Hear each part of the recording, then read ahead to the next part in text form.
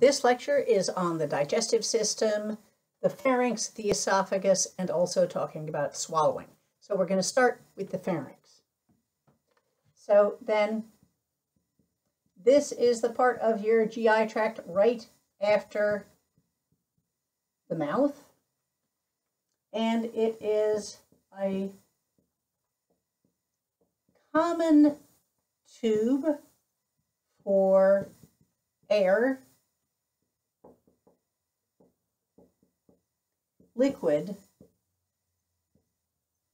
and food. So this then is before your digestive system and your respiratory systems wind up diverging. Here is an area where you wind up having all of those different things in the same place. So the pharynx then has many muscles,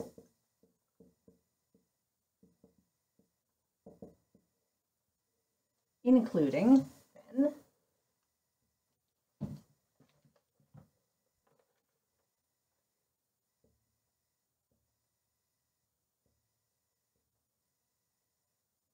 pharyngeal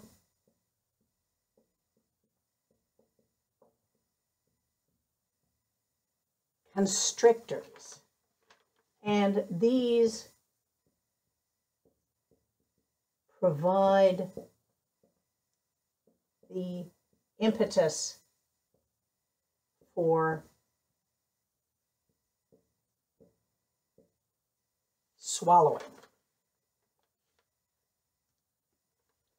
So basically, these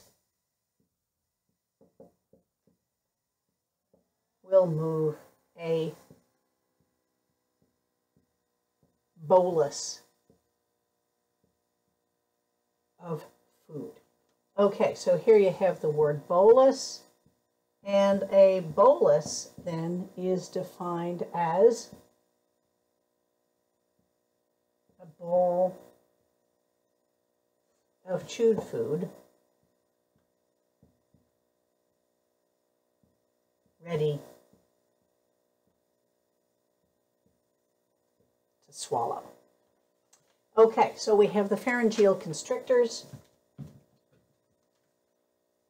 We have some other muscles as well.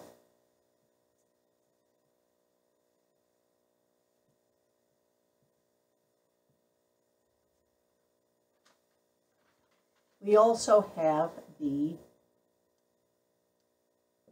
palatal muscles. Okay, so these then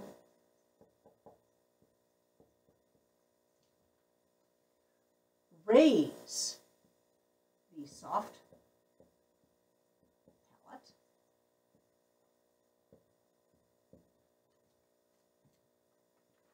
and the adjacent portions of the palatal, of the pharyngeal wall.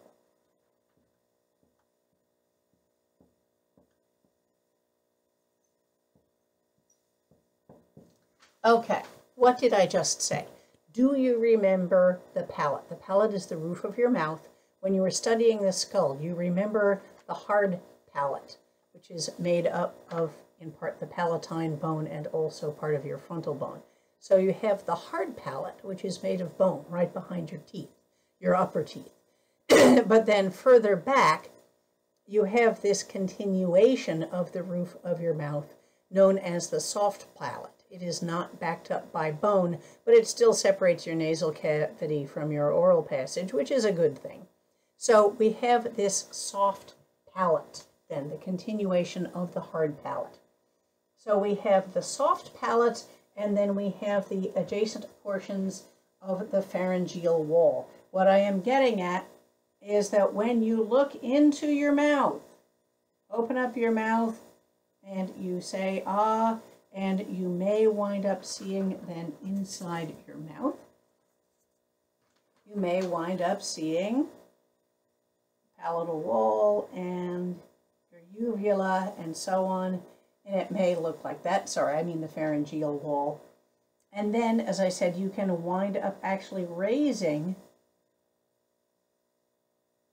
the pharyngeal wall like that. These are known as the arches here. So as I said, you can actually wind up having these palatal muscles then raising the soft palate and portions of the pharyngeal wall. Okay, so these, then, your palatal muscles, then also pull open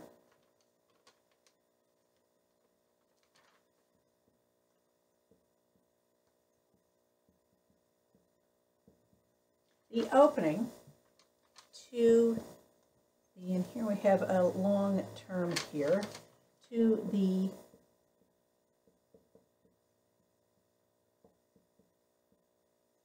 auditory tube, also known as the pharyngotympanic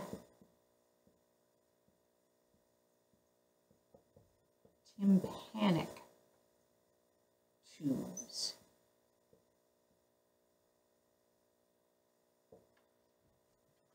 You may hear me refer to these as the eustachian tubes. That's because how I learned it.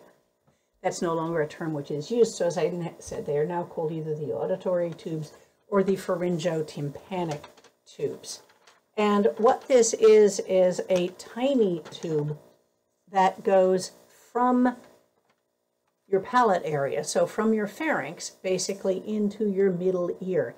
And those are what actually equalize the air pressure between the outside world, the atmosphere, and your middle ear. It's that tiny tube, so that if you wind up, let's say, going up on top of a hill or flying in an airplane or someplace where you are up in terms of altitude, the air pressure will be less up there.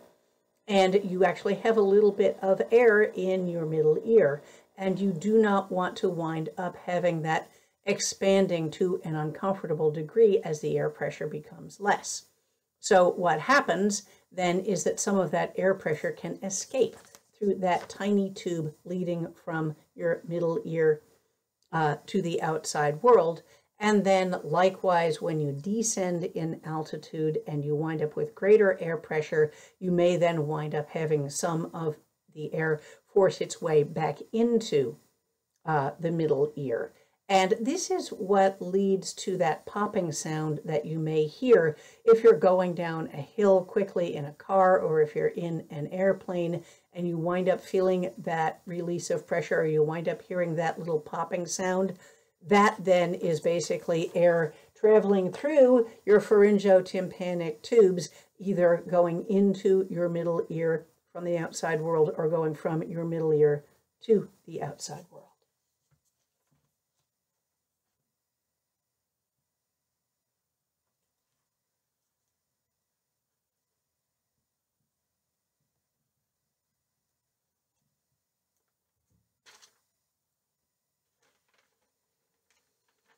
So, the pharyngotympanic tubes then, let me just write that down then.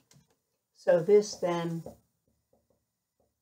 is a tiny tube, one on each side then.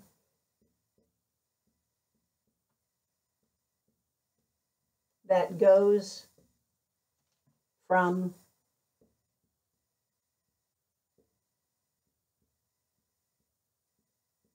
the pharynx then to the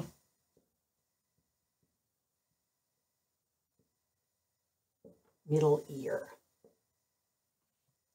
And this explains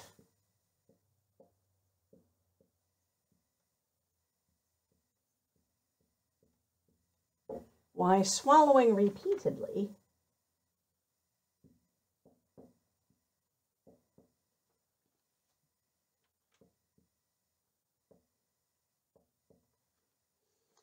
can help you adjust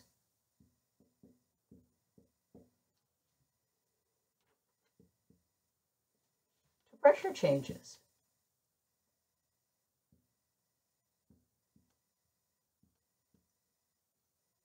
So if you are going down that hill, or if you are in an airplane and you wind up swallowing, that means then that the palatal muscles are actually pulling on that little open to the pharyngeal-tympanic tube and can help the air to get in or get out as needed.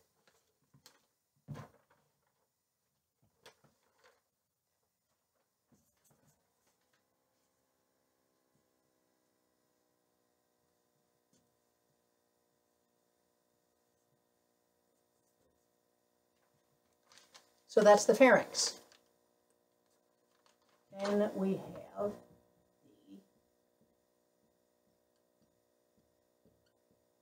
the esophagus. And this is a tube, and it is very expandable. And it is approximately, this is how I will indicate something that is approximate. It will vary from person to person. So it is approximately 25 centimeters, that is to say approximately 1 foot long, and then approximately 2 centimeters, that is to say 3/4 of an inch in diameter. So we have this long kind of floppy tube going from our pharynx down to our stomach. So food then goes from the mouth to the pharynx, and then to the esophagus, and then to your stomach.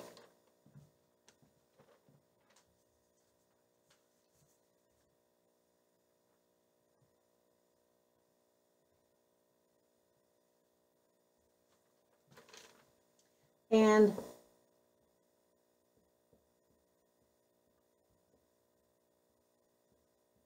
the esophagus then lies behind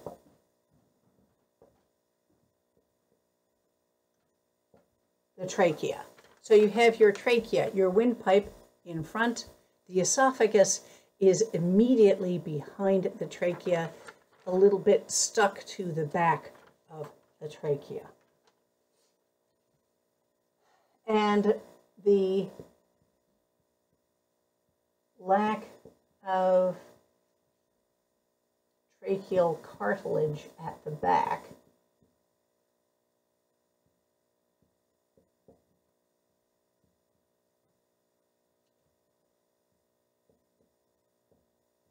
allows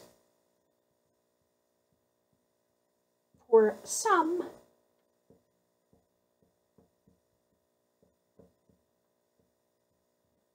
but not much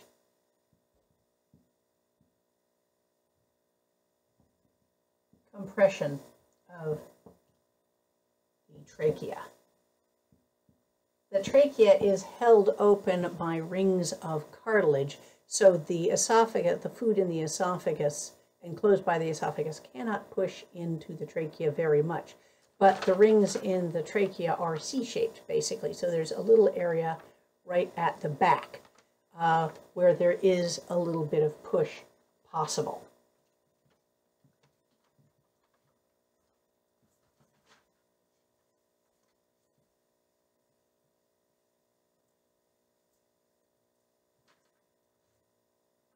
So then we have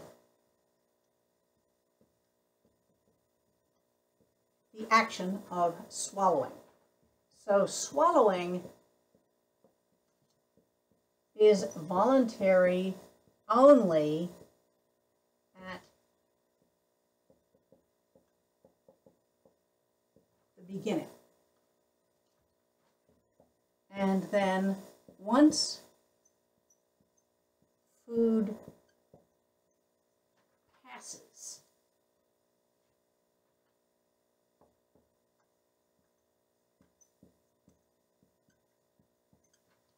the receptors on the palatal arches,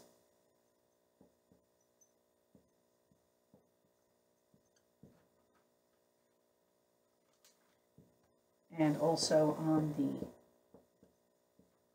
uvula, then what is called the swallowing center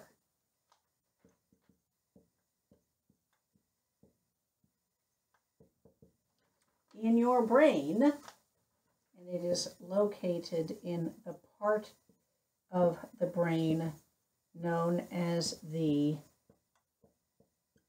medulla oblongata. So once, as I said, the food passes these receptors on your palatal arches and uvula, then you wind up having the swallowing center in your brain winding up, kicking in. So it gets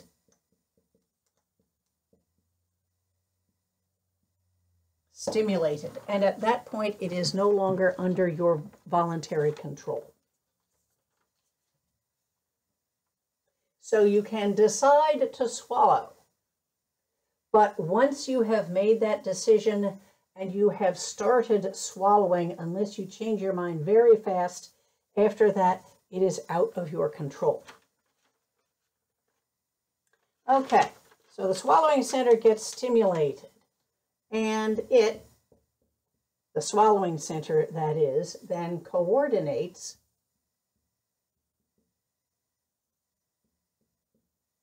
the swallowing response.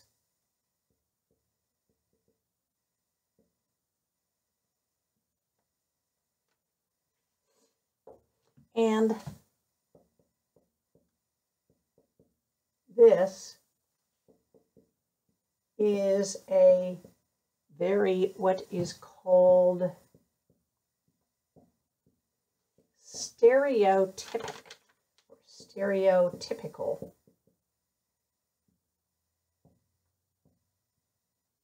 movement. This means that it happens the same way every time. Any time that you swallow, you have the exact same sequence of coordination of muscles that moves the food down. So swallowing, then.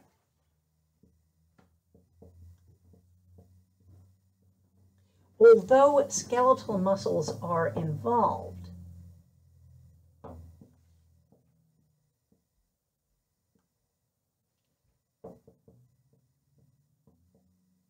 and you recall from ANP1 that skeletal muscle is the only kind of muscle that can be under voluntary control, but it isn't always. So swallowing, although skeletal muscles are involved, is not voluntary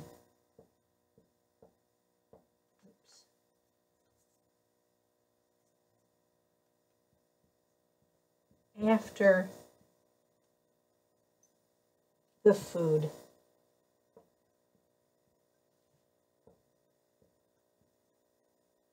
has passed the lower pharynx.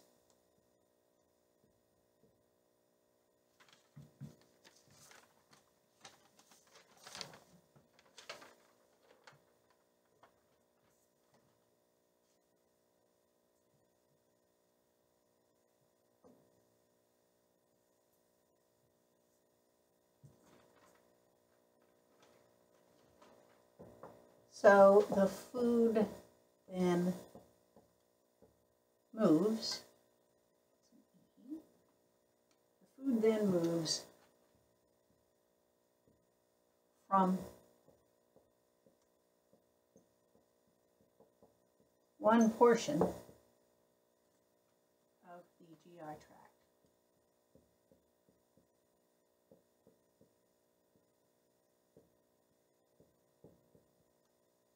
to another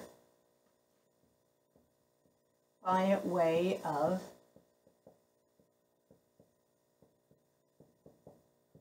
peristalsis. I've discussed peristalsis already. Just as a quick review, this is where you have a tube that has food in it, and what happens is that you have circular muscles surrounding the tube, and so you wind up with those circular muscles constricting and moving the food in front of it, so the muscles wind up constricting in a coordinated wave so that the tube has a pinch in it, and that moves the food along. That's what peristalsis is.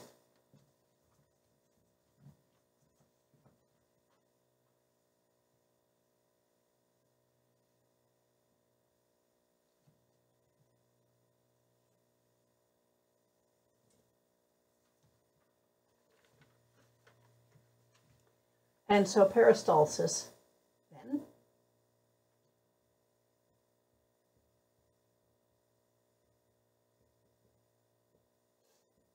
is a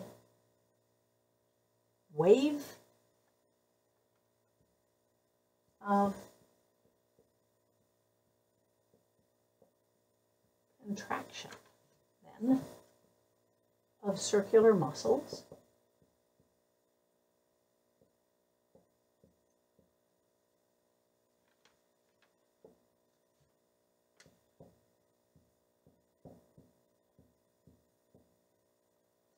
that pushes food